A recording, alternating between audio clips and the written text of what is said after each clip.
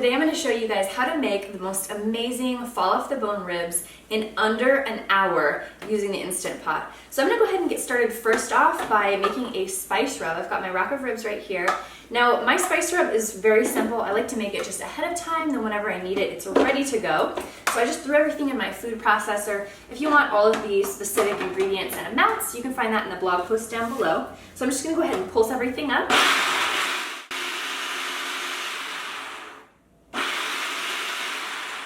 Good to go.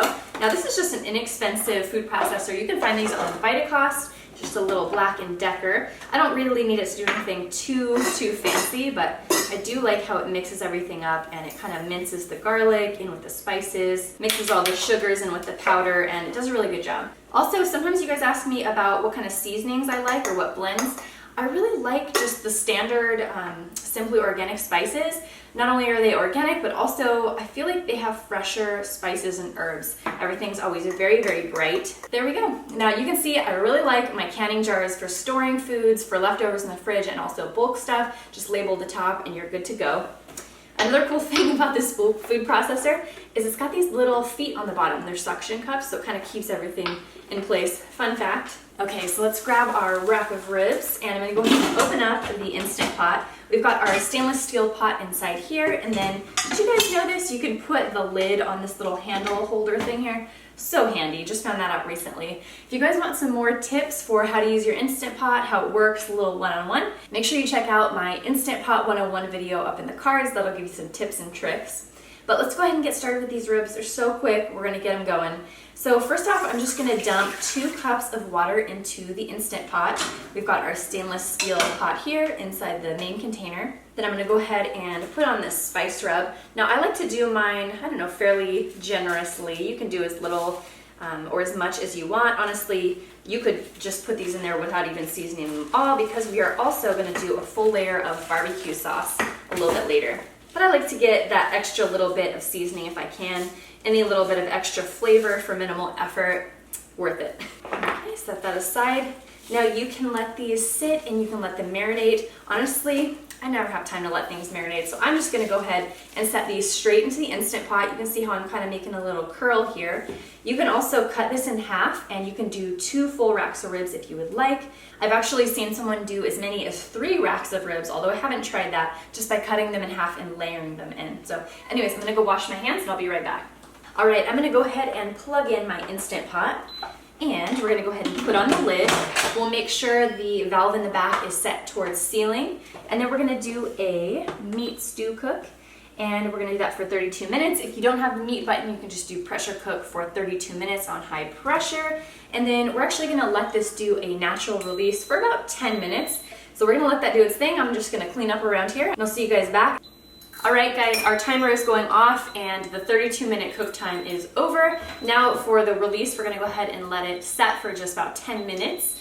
Now I've got some Stubbs barbecue sauce. This is one that we really like. And I've also got my baking sheet. I have a little bit of parchment paper. I would typically actually use a Silpat, one of those silicone reusable sheets, the non-stick sheets, but I know I'm gonna have like 0 time for cleanup. So anyways, I'm gonna go ahead and get the oven started, well, just about in a couple minutes. I'll get that started on a high broil, and then when these are done, we'll be ready to coat and cook.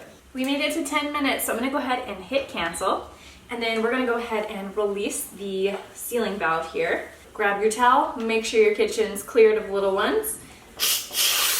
There we go. Now if you're new to the Instant Pot, what we're waiting, once the steam dissipates, what we're waiting for is that float valve in the back to go down, and then we'll know it's safe to open it.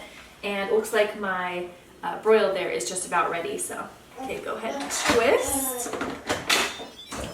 Here we go. And we're gonna go ahead and set that there.